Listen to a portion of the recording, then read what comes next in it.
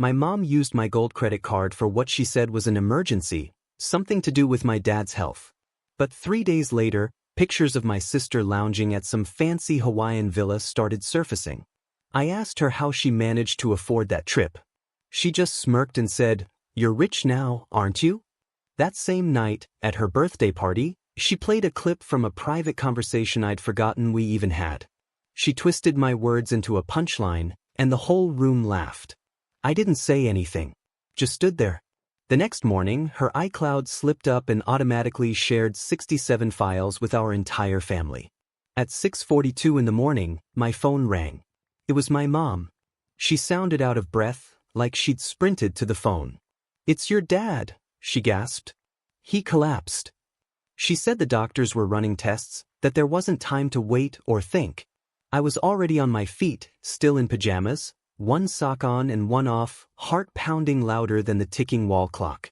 Then came the sentence that hit me in a way I didn't expect. "I used your gold card," she admitted. "We didn't have time to ask." Something in my chest went tight. I didn't even hesitate. "Of course," I told her. "Whatever he needs." I sat down on the edge of the bed, still clutching the phone, my fingers cold. That card was supposed to be for emergencies. Real emergencies. No spending cap. No shared access. It was just for backup, just in case. But I didn't push back. I never did, not with them. That all happened on a Monday. By Thursday, my sister was living it up in Hawaii. I knew because the photos started showing up like bug bites, one after another. First it was a boomerang video of a champagne toast by an infinity pool. Then came a shot of her wrapped in a silk robe, coral-painted toes resting on a balcony rail, staring out at the ocean. The caption read, "Villa Dreams. Soft life." And instead of getting mad, I just felt that old, dull sting. The kind you get when you realize, once again, you weren't even part of the story. I kept staring at the screen until everything blurred. When I texted her, I didn't accuse her of anything. I wasn't even upset. Just asked, "How'd you swing this?" She replied almost instantly, "You're rich now, right?" That was it. 5 words and a kiss emoji. Like this was our little inside joke. I never wrote back. That night, despite everything, I still showed up to her birthday. Because that's what I always did. She wore a glittery jumpsuit that shimmered under the club lights. Her boyfriend DJ'd the first hour. One of her friends let out a scream every time the beat dropped. I stayed close to the cake table, sipping warm Prosecco and watching from the sidelines, my usual post. Then she grabbed the mic and said, "I've got a little surprise." The room went quiet. You could feel it, that expectant hush spreading through the crowd like mist. Then she hit play on a video. It was me. My voice. A recording from a private conversation we had 2 months ago, something I'd almost forgotten. I was exhausted in that clip. Vulnerable. Talking about how I often felt invisible, how I just wanted to be chosen without having to give something in return. She recorded it. She played it. Then she laughed. "Drama King energy," she said. The crowd followed suit and burst out laughing. I stood still. My heart didn't race. My hands didn't shake. I didn't flinch or speak. I'd learned a long time ago that sometimes silence can cut sharper than any loud reaction. They figured that was it. That I'd go home, keep my head down, let it go like I always did. But the next morning, something shifted. For years, I stayed quiet, hoping it might earn me love or even basic respect. But silence had only turned me invisible. Then came the glitch. Her iCloud auto-shared 67 files with every synced contact in her phone, which meant our mom, our aunts, our cousins, and me. The whole family got them. Screenshots. Voice notes. Drafts of texts she never sent. Notes meant for her eyes only. Every layer of her mask dropped all at once. And for the first time, I wasn't the one exposed. The stuff in there wasn't just embarrassing, it was damaging. Reading how they joked about me behind my back didn't hurt the way it used to. It just made everything crystal clear. Group chats I'd never been in. Conversations where I was the punchline. There was one message from my mom about a family reunion I'd offered to host. She'd written, "Let's keep it small, just us." Then there were voice memos from my sister mocking the way I texted, the work I did, even the sound of my voice. She had saved everything under a folder she named Golden Boy Meltdowns. In one note, she actually joked about how easy it was to manipulate me. Said she was training me like a credit Labrador. Swipe when needed, vanish when done. I wasn't sure which was worse, that she wrote it, or that no one ever told her to stop. By 10 a.m., the files had already spread. They'd auto-uploaded to a shared album we all forgot was still active, the one we'd used for Grandma's slideshow. Everyone saw them. Aunt Sherry texted just one word, "Wow." Uncle Tom replied, "Is this real?" Not a soul came to her defense. But no one really stood up for me either. I didn't say anything. Just made my coffee, ate my toast, fed the cat. Then I went and dug out my old external hard drive, the one I hadn't touched since last year. It powered on like it had been waiting for this moment. Inside were folders filled with proof, every payment, every transfer, every debt I'd quietly forgiven. I started sorting through it all. 5 years ago, I cleared the balance on our parents' second mortgage. They'd called it a bump in the road when Dad's business tanked. Mom got emotional on the phone, just enough to make it convincing. I wired over $42,000. No strings. No paperwork. Not even a thank you.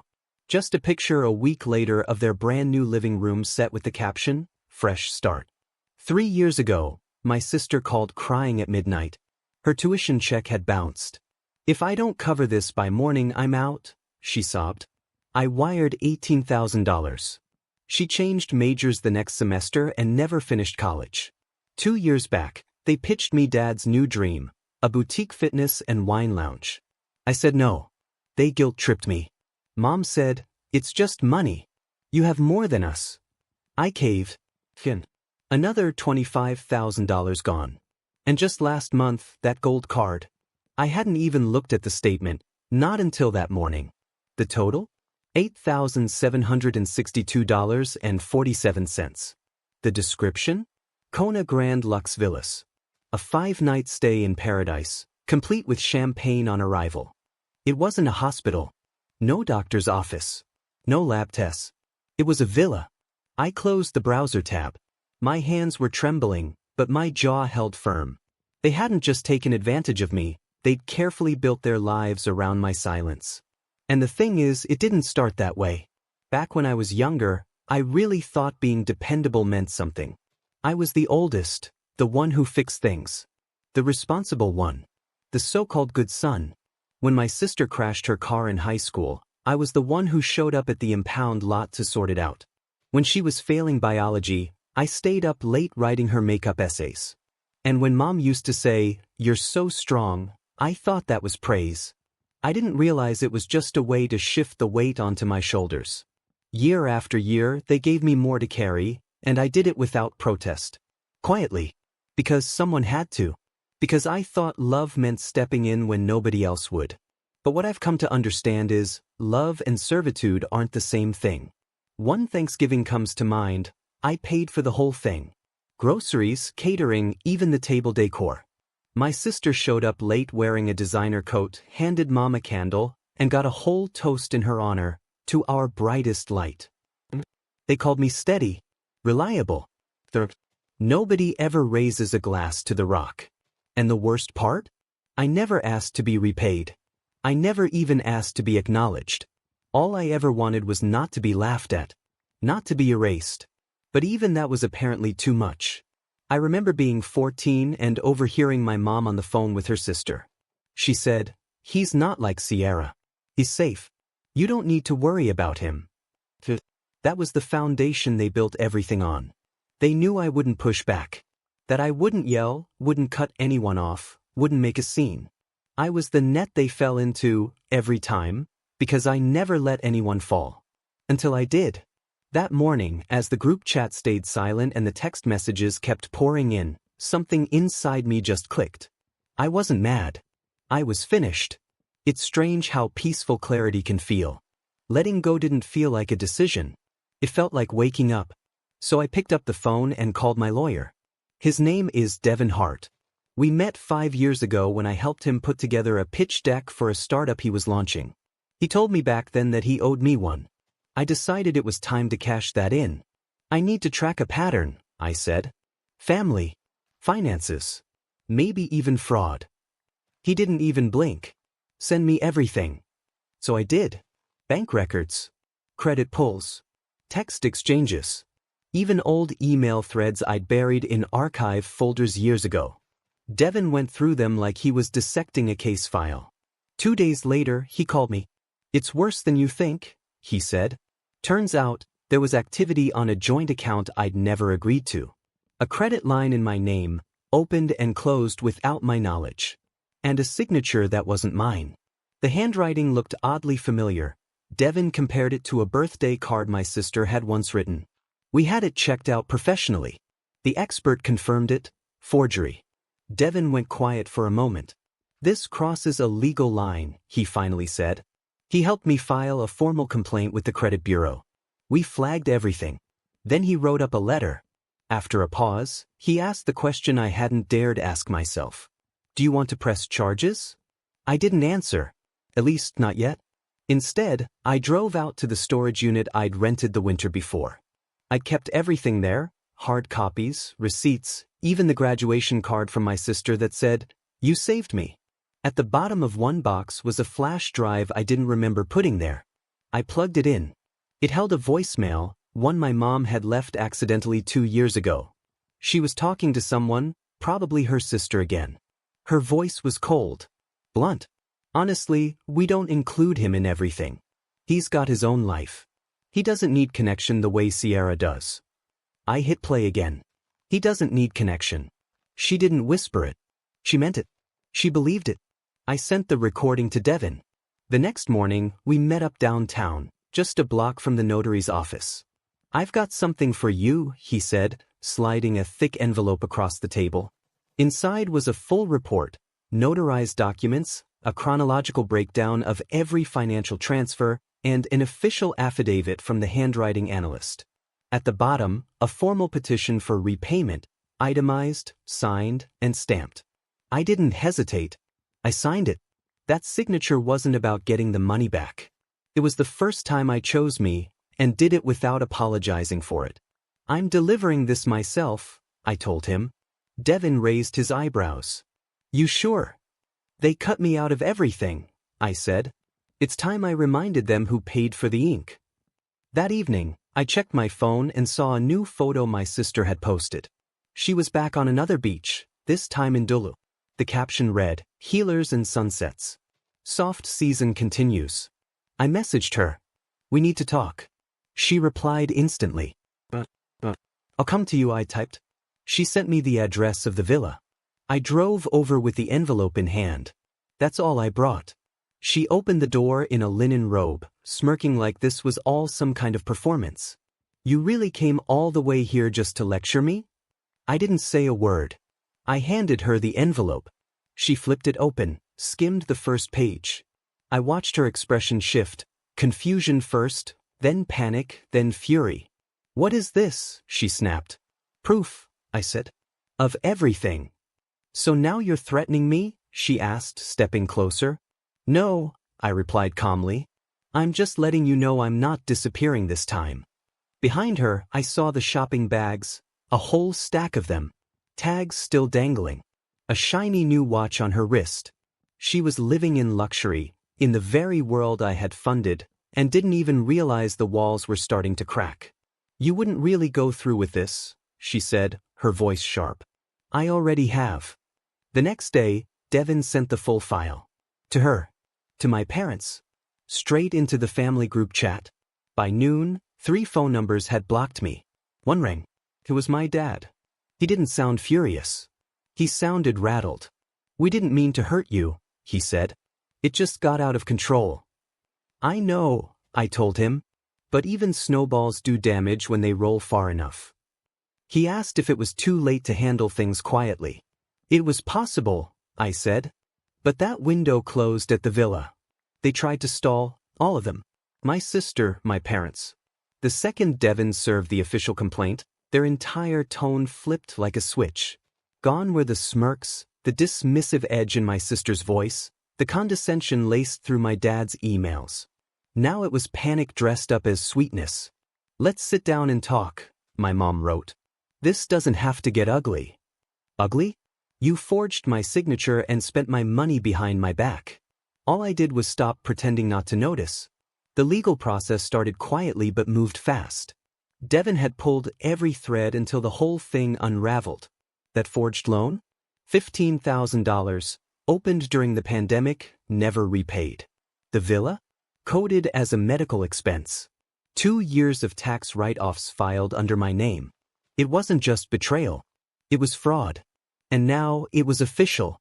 I filed a civil suit for $96,000 in damages. They had 30 days to respond. They lasted 4. On the 5th day, Devin forwarded me an email from a new lawyer, not theirs, mine. It was a settlement offer. Desperate. Full of formal language that boiled down to one thing. Please don't take this public. They offered to repay the money, naturally. But that wasn't what I wanted, not anymore. I wanted the truth. So I rejected it. Devin updated the claim, full restitution, legal fees, and a notarized statement from each of them, acknowledging the misuse of my funds and the deliberate decision to keep me out. No loopholes. No rewording down the line. They tried again. More money. A sealed agreement. I said no. Because silence was the thing they'd fed off for years. Every Thanksgiving I brought the food, the gifts, the wine, while they handed me leftover attention. Every birthday, I wired cash while they forgot I existed. I was the scaffolding holding everything up, sturdy, silent, unseen. But scaffolding doesn't stay forever. Eventually, it comes down. And when it does, so does the facade. By day 12, their lawyer called Devin again. What will it take to make him stop? Devin told him, he doesn't want revenge. He wants balance. He was wrong. I wanted them to feel the weight I'd carried for years. And they did. That week, the court froze their shared investment account, the same one my sister used to fund her so-called healing retreats. A lien hit my parents' second home. Their credit scores dropped by over 140 points. A background check for a business deal my father was pursuing flagged the civil case. His partner walked. Negotiations stopped. Begging began. Sierra sent me a voice message, 4 minutes long. She cried halfway through. I didn't know it got that bad, she said. I was just trying to survive. She was poolside in Maui when she said it. I didn't respond. My mom left a voicemail. That kind of forced softness that collapses under its own weight. We've always loved you. Things got messy, sure, but families go through things. Please, don't destroy everything. Everything. They still didn't see me as part of it. Just a fallback plan. A utility. A wallet with a pulse. I sent the message to Devin. He added it to the file. Then I made a move they never expected. I uploaded every document, screenshots, forged signatures, bank transfers, to a private server. I titled the folder for context. And I shared it with 8 people. A few cousins. Some aunts. One former family friend who once called me the quiet one in the background. No commentary. No introduction. Just the truth. I watched the read receipts roll in, one by one. By the next morning, the family group chat had imploded. Sherry left first. My cousin Miles renamed it from Fam Bam to, well, just an ellipsis. Someone kicked Sierra out. Then added her back. Then kicked her out again. I said nothing. The following week, Devin called. They're ready to settle, he said. Everything you asked. No pushback. No conditions. Even the written statements? I asked. They already sent drafts. I opened them. Each one was about a page long, dry, formal, but signed and notarized. They admitted it all. The misuse of funds, the forged signatures, the financial decisions made behind my back with money I had earned. At the bottom of my sister's statement, she'd scribbled a final line in her own handwriting. I didn't think you'd ever fight back. I didn't write anything in return. The next morning, the full settlement hit my account. I stared at the number, not with joy, but with something closer to disbelief. $96,000. It wasn't the money. It was proof. Proof that what happened had weight. That it was real. That I wasn't crazy. I didn't touch it.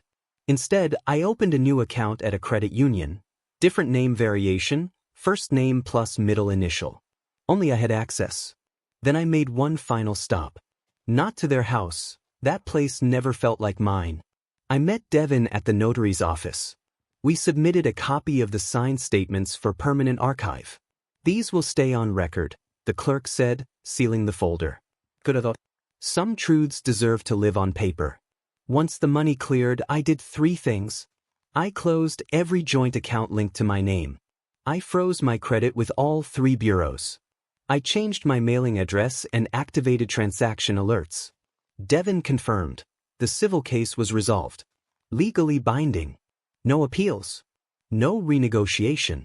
In exchange for waiving criminal charges, I received full repayment, $96,000. Coverage of legal fees. 3 signed, notarized statements admitting to financial abuse, forgery, and deliberate exclusion. At the bottom of my sister's statement was one last handwritten line. I didn't think you'd go this far. And that was the point. I wasn't after revenge. What I wanted was simple boundaries. Real ones. Enforced just once, but strong enough to hold. The bank refunded that villa charge and flagged the transaction. My sister's card got frozen temporarily, and she lost access to her travel rewards account. Small consequences, but ones she noticed. Dad's side business lost a partner after the lawsuit showed up on a background check. He tried to spin the story, but they walked away. Mom standing in her charity circles took a hit too.